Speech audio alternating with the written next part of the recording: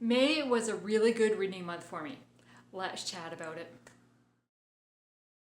Hi, my name is Jeanette, and I want to thank you for joining me on the channel Jane Reads.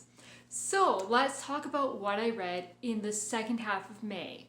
I've already posted a May mid-month wrap-up, so I will link that video below. And so that talks about the first 6 books I read in May. I think it was 6. And so I finished 12 books in total this month. So I have 6 books to talk about, plus a DNF. Yes, I DNF'd a book. I very rarely DNF a book, but I did. So let's talk about that one first. The book that I DNF'd was The Associate by John Grisham. Now, I do have to say, this was a reread for me, and I read it 20 years ago. It was released, oh, maybe not quite, 15 years ago. It was released 2009. Apparently, my standards in books has changed in the last 15 years, which is fine. So I DNF'd it because it included quite a bit of language that I was very uncomfortable with. There was details shared about, like, a frat party was described very vividly with a lot of details I did not need to know or read about or listen to because I had the audiobook. It just, yeah. Then there was, like, during that frat party, there was a possible rape that happens that was very detailed, and it was kind of, the debate was it rape? Was it consensual? And then there are a couple scenes where they're talking about possible same-sex couples, and I was like, no, I'm out. I'm done. So I was at the 40% mark when I DNF'd it. I'm just like, I don't need to read this junk. So I will be unhauling this book. Okay, now the books I did finish is, it's on my phone. So the first book I finished was on my Kindle, and it was Henley by Shanna Hatfield. And this is book 2 of the Love Train series. This is done by multiple authors. I have not read book 1 in the series. I haven't read any of the other books in this series. I picked this up because it was Shanna Hatfield. And I have enjoyed a lot of her books, and so that's why I wanted to read this one. And the description says, love is a gamble, and heartbreak is a risk she's willing to take. Despite her dreams to set down roots, Henley Jones has never had a place to call home. She's spent her life on riverboats and railroad cars, tagging along with her gambling father. A shootout during a card game results in his death, leaving Henley alone and nearly penniless. Out of luck and options, Henley agrees to travel across the country to the newly established town of Holiday, Oregon, to marry a stranger. So there is more in the description, but that's kind of the gist of it. And so we are following Henley. We meet her at the very beginning when she finds out that her father has been killed, and now she's trying to decide what to do. So she does agree to be a mail order bride. So then we are following her traveling on train to the town of Holiday. On the train, she meets, what's his name? Dr. Evan Holt, who is traveling home to Holiday after visiting his family. And so the two of them kind of get to know each other through that train ride because it's a journey. And it was really, like, I really enjoyed both of these characters and watching kind of the friendship bloom and knowing that Henley is on her way to marry someone. And it was like, but Evan and Henley, like, they're perfect for each other, and they have this friendship, right? Like, that's who I was really rooting for, but then she's on her way to marry somebody. Will she marry that guy, or will things change, and and Evan and Henley end up together? So I really enjoyed that. I enjoyed these characters, and kind of the way that Shanna Hatfield does so well is community of characters. So as we're traveling on the train, we meet like the train conductor and get to know him. And from what I understand, he is kind of a pivotal character in this series that each author is using. I could be mistaken on that because, as I said, I haven't read the rest of the books in the series, but it's kind of, they're all set around this train. So anyways, so then as they're traveling to Holiday, there is a stop in Baker City. And Shanna Hatfield has a series set in Baker City where we're following a bunch of characters. So then when they stop, we meet characters from that Baker City series. I love that because I have read that series and it was so fun to meet characters or reconnect with characters that I've met before. Same with Holiday. Shanna Hatfield has a series based around Holiday, the town of Holiday. And so then there's characters that show up in this book that were in that series as well. Just, I love the way she interweaves characters and it's almost like reconnecting with friends. So yeah, this was really fun book. I gave it 5 stars. I really, really enjoyed it. And there seemed to be more faith in this story than I've really noticed in a lot of Shanna Hatfield's books. So they're always being clean reads, but I just felt there was more faith discussed and trusting God with like kind of plans for your future and stuff. I loved this book. Okay, then we've got The Best of Intentions by Susan Ann Mason. This is book 1 of the Canadian Crossings series. And we meet Gracie, who is traveling, or in the prologue, she is traveling to Toronto, Canada to visit her sister and kind of convince her sister to come home. And her sister has a young son. And so the prologue, we meet Gracie and these 2 other characters on the ship. And but then we get into chapter 1 and we're just following Gracie.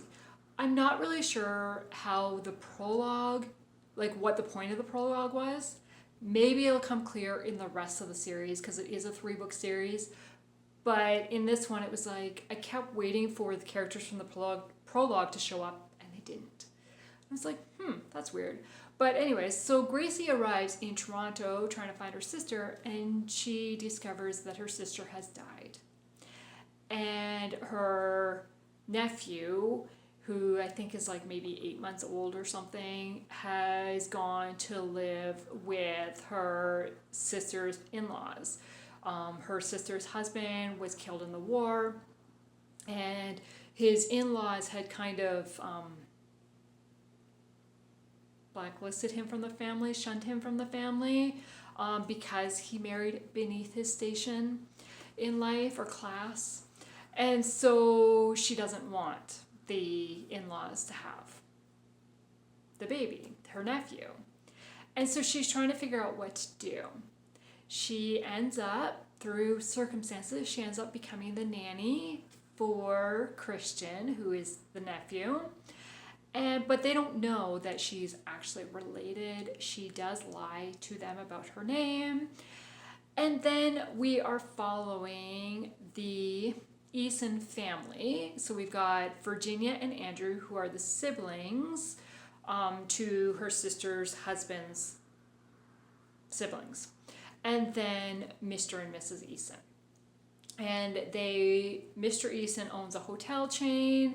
The family is very wealthy. And so Gracie comes as the nanny. So there's the 2 class separations.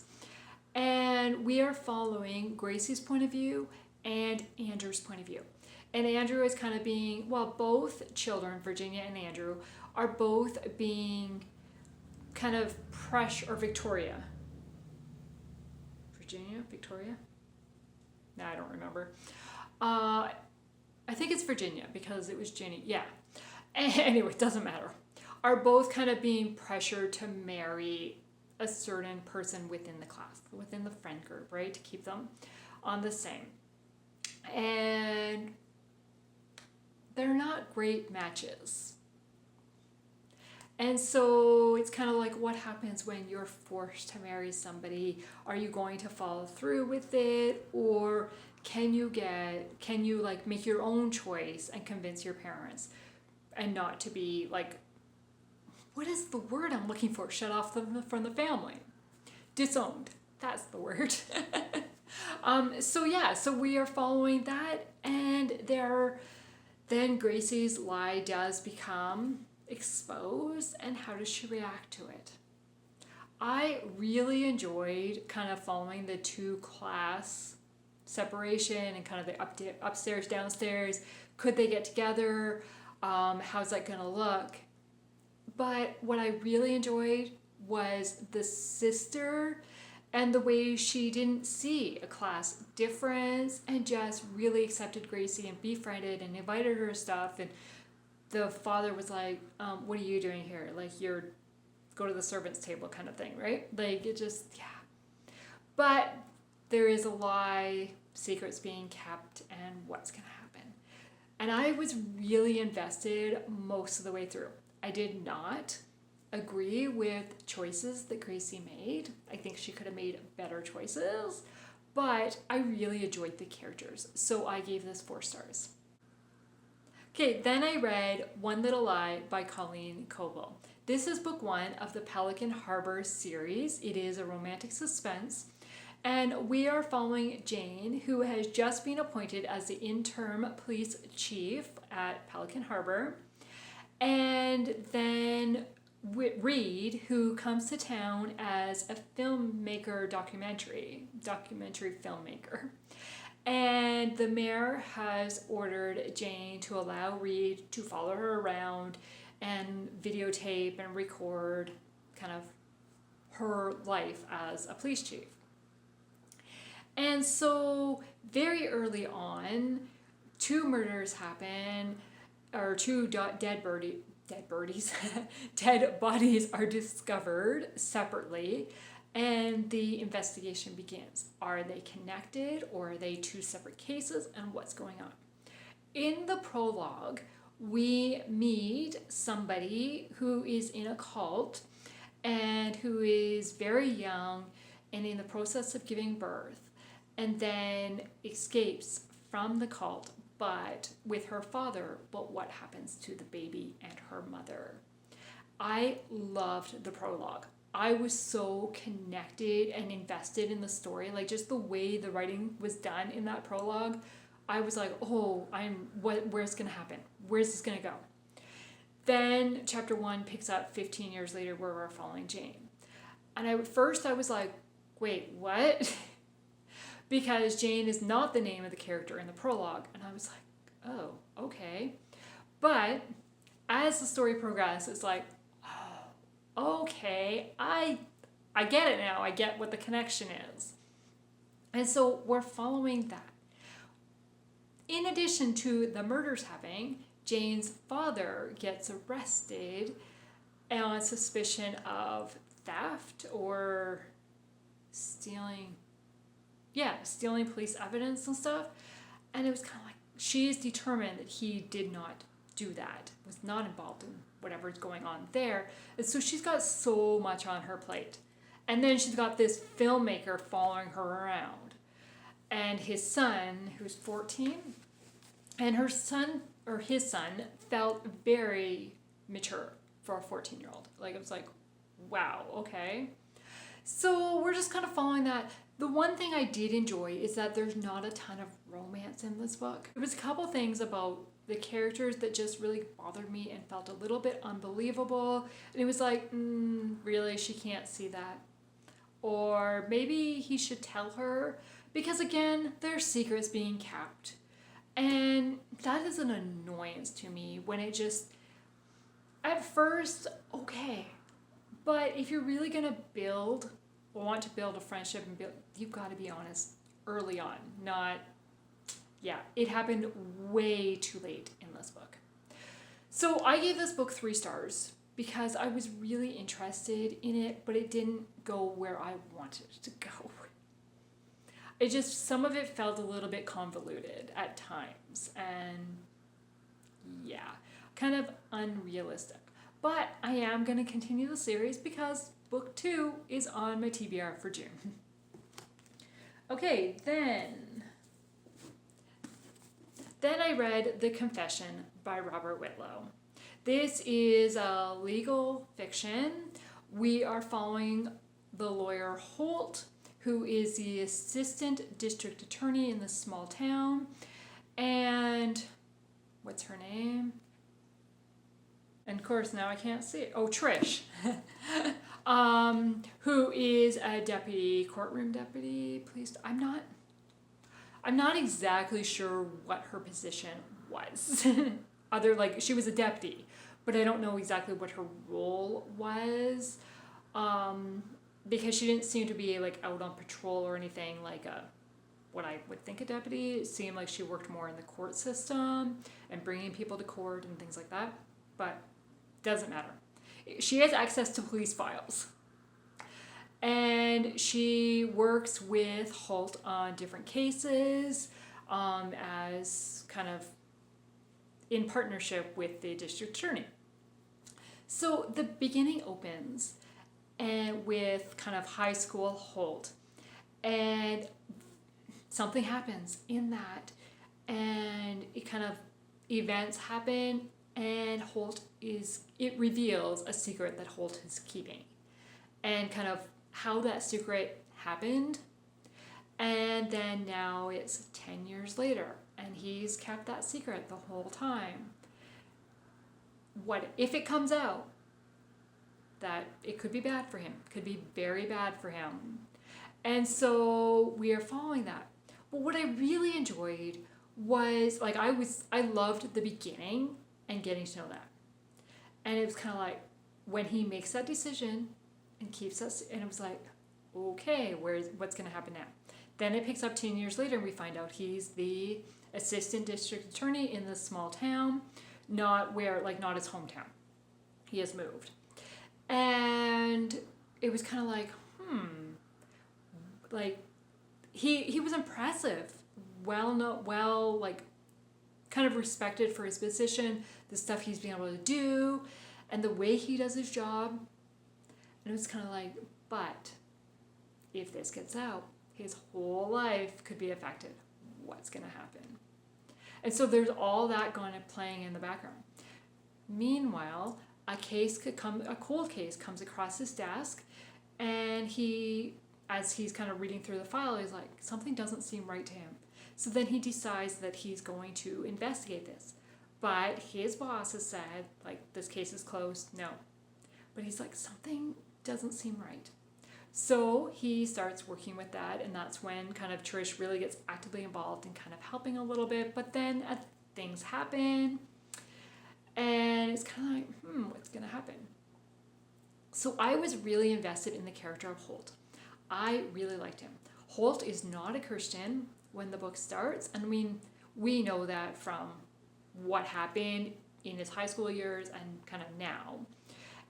But he goes down the street to the local basketball court and kind of runs into the bishop, Bishop Carrington, I think his name is, from the church is right there.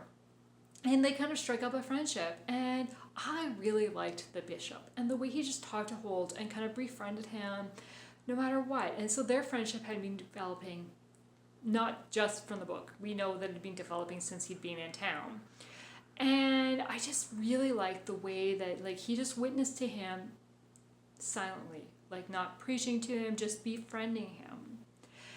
And that helped as things start unraveling in Holt's life. The bishop is there to help kind of direct him and provide him guidance and get him to turn to God and trust God and kind of forgive himself for what's happened in the past. And I really enjoyed the character of the bishop, and I really enjoyed the character of Holt. And I also really enjoyed the people that Holt worked with. There's a couple of secretaries that just really, they're kind of the banter, the friendship. And then Holt has a girlfriend, and the girlfriend's secretary or assistant, whatever, just the banter between all those characters. The one character I really struggled with was Trish. Trish is a Christian, but she is kind of holding a crush on Holt. However, she's seeing somebody. And I'm kind of like, for one, you know Holt's not a Christian because you've said that to your friend. And two, you're seeing somebody. Why are you like why are you holding on to feelings for somebody else when you're seeing somebody? Like, make a decision. It just didn't seem right to the guy that she was seeing. And then just the way she reacts to a couple things, and I don't know, I did not like her a ton. She was okay, but she definitely wasn't my favorite. And as we progress in the story, I felt like I knew where it was going to go relationship-wise for these characters' personal lives, and I was like, oh, please don't go there. Like, I didn't want it to go there. And I am pleased to say it did not go that way. I really liked the way the character personal relationships went in the end and how it kind of wrapped up and ended. And yes, like Holt's job is affected because his secret comes out, but he is able to like kind of stand up, stand proud, and move forward. And kind of, it doesn't like, there's not like a happily ever after at the end, right? Like it's kind of like, okay, this is the direction he's going to go. Maybe. And maybe like there's nothing definite, but I liked that because it was like, okay, this is the next step, but it doesn't mean it's over. I really enjoyed this book. So I gave it 4 stars, really because there was a couple characters that just kind of frustrated me with their actions. Okay, then I finished The Hiding Place by Corrie ten Boom. So I was reading this as a read-along with Krista at Books and Jams, and kind of a bunch of us were reading it. And knowing that I couldn't take part in the last live discussion, I kind of put it down for a bit and focused on other books. And it was like, okay, no, I need to finish this book. So then I did end up finishing it, and then I watched the last live discussion. Like, it wasn't live when I watched it, but it doesn't matter. So it's basically a memoir of Corrie ten Boom's life and kind of how she had worked with the resistance and then hid some Jews, but then what happens, like kind of what happened when she got captured. I don't feel like that's the right word. Wow. When the raid happens and she gets taken off to jail.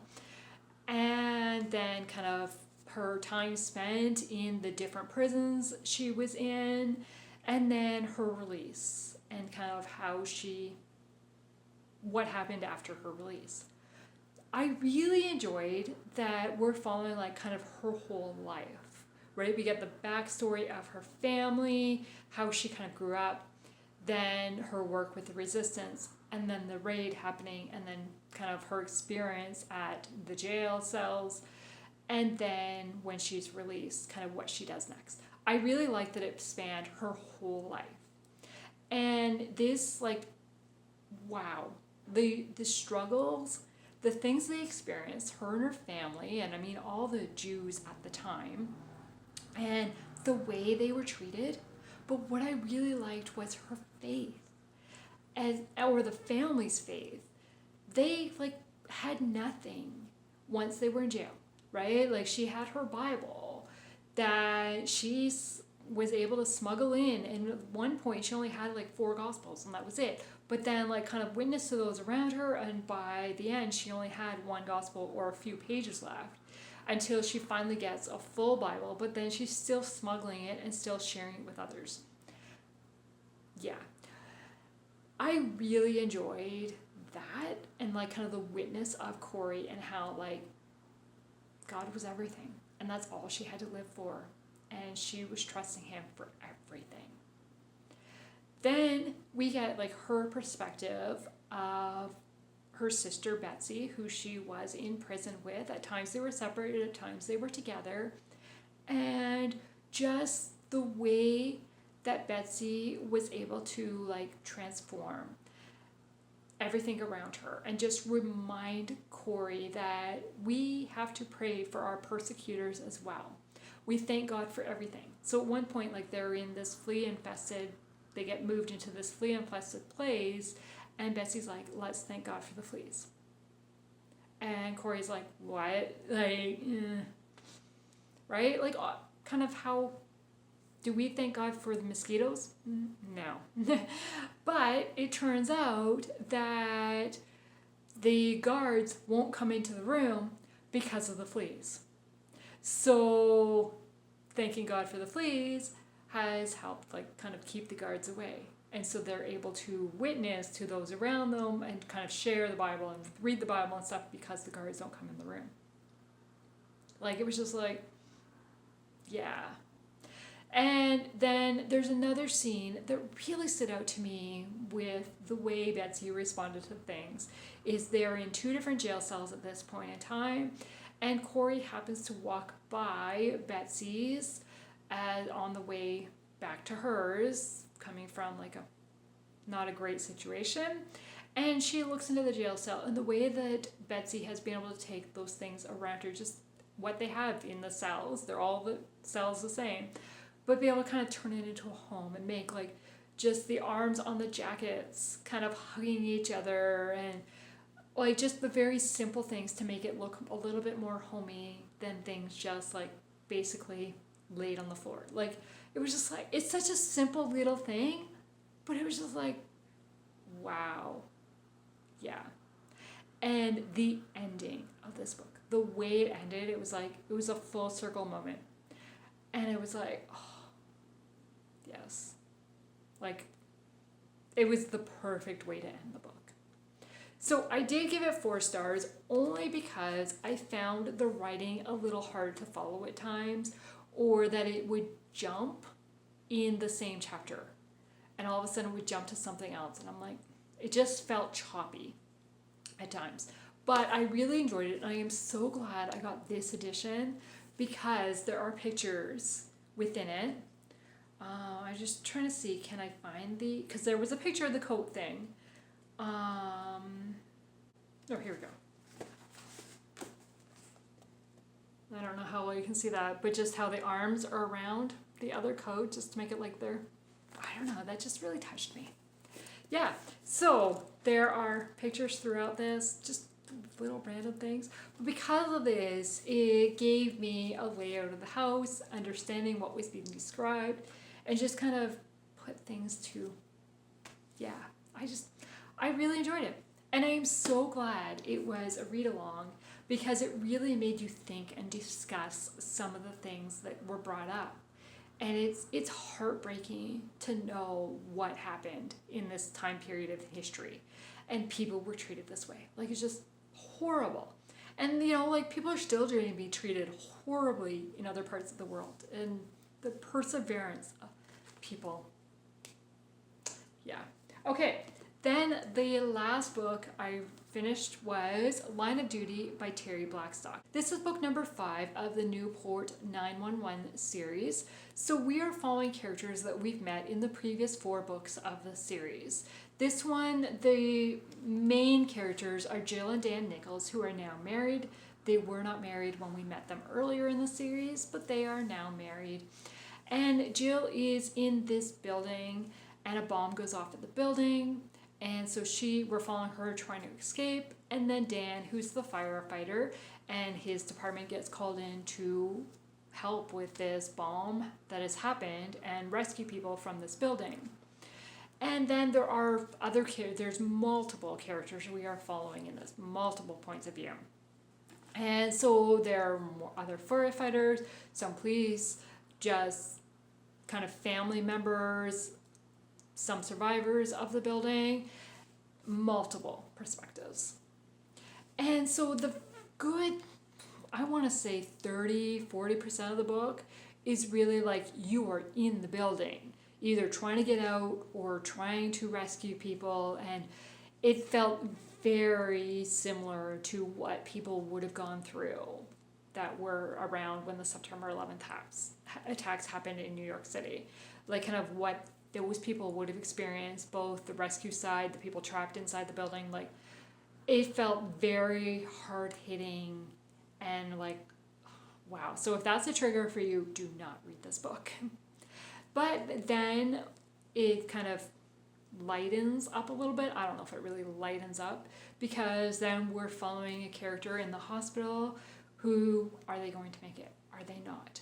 What injuries have they sustained? Will they walk again? Are they paralyzed? And how do they respond to that? And so lightens, but not really. And can they figure out who planted this bomb? And can they get the person responsible for all these deaths that have happened? And they've lost friends and loved ones, and yeah, tough subject matter. But there is a huge faith discussion throughout the book, because, questions are asked. As normal, your faith is tested. Why does God allow this to happen? Do you believe in the same God that you did before? Your faith is being challenged this way. Why do some people get miracles? Why don't others? Just tons of faith discussions. And there's a certain character in this one that when they first arrive on the scene, it was kind of like, you don't want to like them. They're just annoying, and you don't have great feelings about them. But as the story progresses, it was like, yeah, okay, you're seeing them trying to change, you're seeing things grow, and it's like, okay, I want them to have a relationship with these other characters now and kind of repair a relationship. And then there is a 16-year-old girl that is affected by this, and she is challenged by this, and kind of the way that people surround her, and the way that some people kind of shun her a little bit, is also like, what does God want us to do? And so I really enjoyed that. I gave this book 4 stars because I was fully invested, and I really didn't think I would, because I knew that this followed Dan and Jill, and they weren't really my favorite characters couple from the other books, so I'm like, yeah, whatever. And it does have a very different feeling than the other books in the series, but the other books in the series were written before September 11th happened. This one was written after, and you can tell there's a little bit of a tune change. But I really appreciated the way the story went, and it wasn't like a whole race stuff that ended up happening, terrorist attack. It was other reasons for the attack. And I did know who was responsible for the bomb, so that wasn't a shock to me, because this was a reread for me. But if you didn't know, if this was your first time reading, I think it would be hard to figure out who was responsible. So yeah, so those are all the books that I read in the month of May. And I also took part in the Southern Charm Readathon with Amanda and friends. And so here is my completed board. I'm not going to go through every one, because that's just make this video that much longer, and it's already long enough. And so yes, so I was able to complete the board, so it was a great month. I want to thank Amanda and the group for hosting this readathon, because they did a reading sprint that was really fun, and just a bunch of videos, and yeah, it was just a fun community event. So I want to thank you for taking the time to watch this video today, and have I encouraged you to pick up any books? Hopefully, I've encouraged you to pick up at least a couple of the ones that I really enjoyed. Have a great day. Bye.